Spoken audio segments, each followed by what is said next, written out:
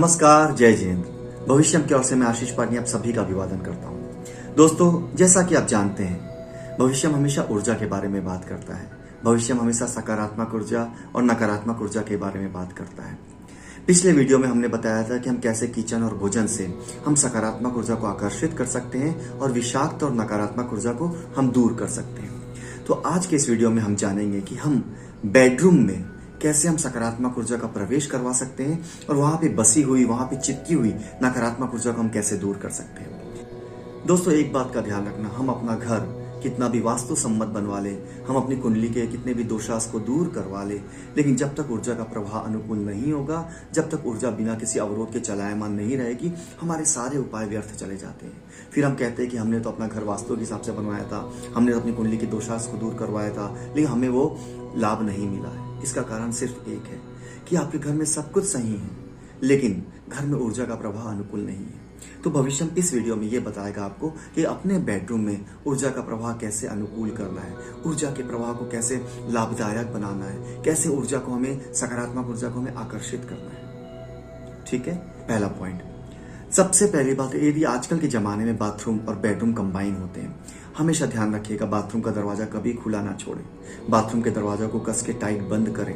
रात्रि में बाथरूम से नकारात्मक ऊर्जा का प्रवाह चालू होता है जो आपके सर्वत्र बेडरूम में फैल जाता है। तो वो नकारात्मक ऊर्जा आपके बेडरूम में आपको और आपके बच्चों को और आपकी पत्नी को या आपके पति को प्रभावित करती है। तो बाथरूम का दरवाजा हमेशा बंद करके चलें। नेक्स्ट पॉइंट, यदि आपके घर में पानी की समस्या ना हो, रात को आपको पानी भर के नहीं रखना पड़ता होगा बाथरूम में, तो आप अपने बाथरूम की बकेट को उल्टा करके रखें। बकेट को कभी सीधा ना रखें। राइट। नेक्स्ट पॉइंट पे आते हैं। अपने बेडरूम में कभी भी अपने किसी मृत व्यक्ति का या दिवंगत व्यक्तियों की फोटो नहीं लगाना चाहिए। अपने बेडरूम में कभी भी किसी भगवान, देवी देवता, जिनेंद्र देव, तीर्थंकर की फोटो नहीं लगानी चाहिए। यदि आपको लगाना है, आप राधा कृष्ण की फोटो लगा सकते हैं।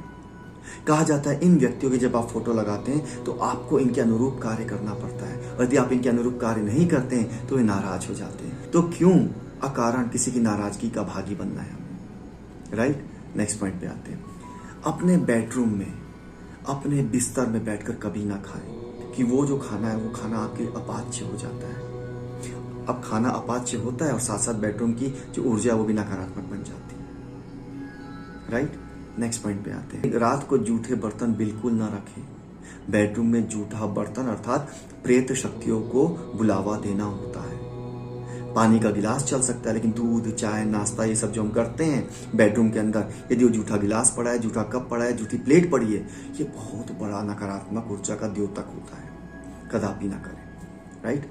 नेक्स्ट पॉइंट पे आते हैं। जब भी हम सोए, हमारा सिर दक्षिण दिशा या पूर्व दिशा की ओर होना चाहिए।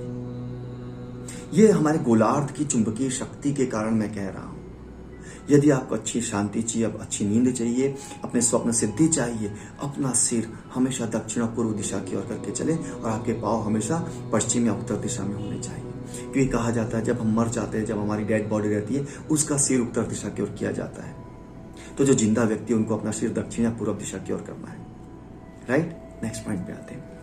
यदि संभव तो अपने बेडरूम में चांदी की कटोरी में 4 कपूर की गोलियां डाल के रखें। 4 कपूर की गोलियां चारों दिशाओं की द्योतक होती है, और ये चांदी की कटोरी और जब कपूर का समामेलन होता है तो उसमें से सकारात्मक ऊर्जा का विस्फोट होता है, और ये जो सकारात्मक ऊर्जा का विस्फोट होता है ये बहुत सारी पुरानी चिपकी हुई नेगेटिव एनर्जी को दूर कर देता है। और सुबह आप उस कपूर को अपने पूजा स्थल में आप जाके जला सकते हैं, उसमें कोई भी प्रॉब्लम नहीं है। राइट। नेक्स्ट पॉइंट पे आते हैं। जैसा कि हम जानते हैं कोविड के समय में रिलेशनशिप पे बहुत नेगेटिव इंपैक्ट पड़ा है। हस्बैंड वाइफ के रिलेशनशिप, बच्चों के साथ रिलेशनशिप, बच्चों की ऑनलाइन क्लासेस का बहुत सारे स्ट्रेस, एंग्जाइटी, सब हमें झेलना पड़ रहा है। तो हमारे बेडरूम का माहौल खराब हो गया है। तो यदि हम बेडरूम का माहौल दुरुस्त करना चाहते हैं, यदि हम बेडरूम में फिर से शांति चाहते हैं, तो हमें अपने बेडरूम की पश्चिम दीवार पर 8 फीट के ऊपर मयूर पंख चिपका देना चाहिए। पश्चिम दीवार पर 8 फीट के ऊपर मयूर पंख को चिपका देना चाहिए। और यदि आपको फिर भी लगता है प्रभाव नहीं पड़ा, तो एक मयूर पंख को अपने बिस्तर के नीचे रखना चाहिए। मयूर पंख नकारात्मक ऊर्जा को बहुत अच्छे से काटता है। राइट। नेक्स्ट पॉइंट पे आते हैं। बेडरूम का दरवाजा कभी भी अकारण खुला ना छोड़े। अकारण खुला हुआ दरवाजा नकारात्मक शक्तियों को आकर्षित करता है। राइट।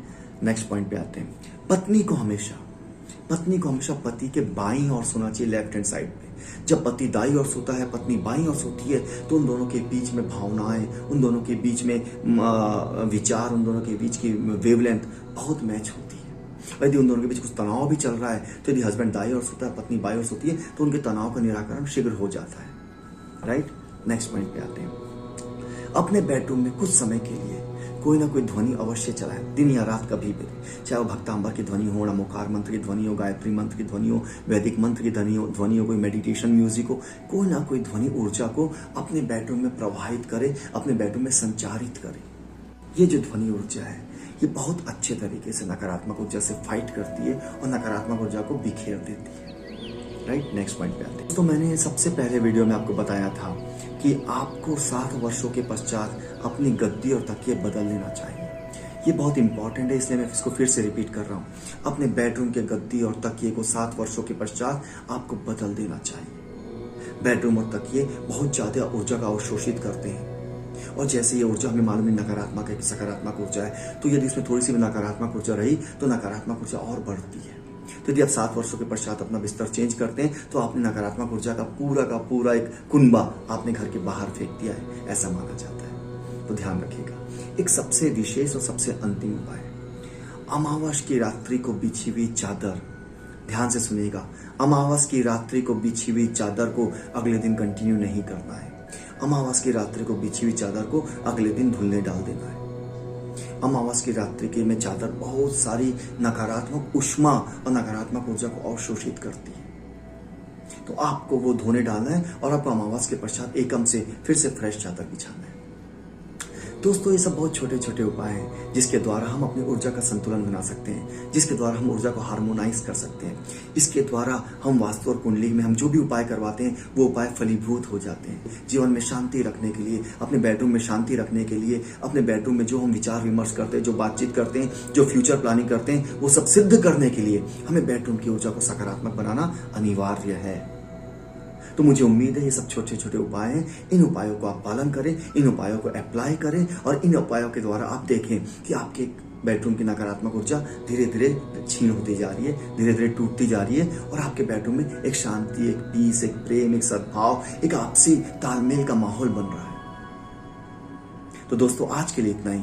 अगली बार मैं फिर से हाजिर होऊंगा किसी नई रिसर्च, किसी नई ऊर्जा, किसी नई व्याख्या के साथ। तब तक के लिए धन्यवाद। जय जिनेंद्र।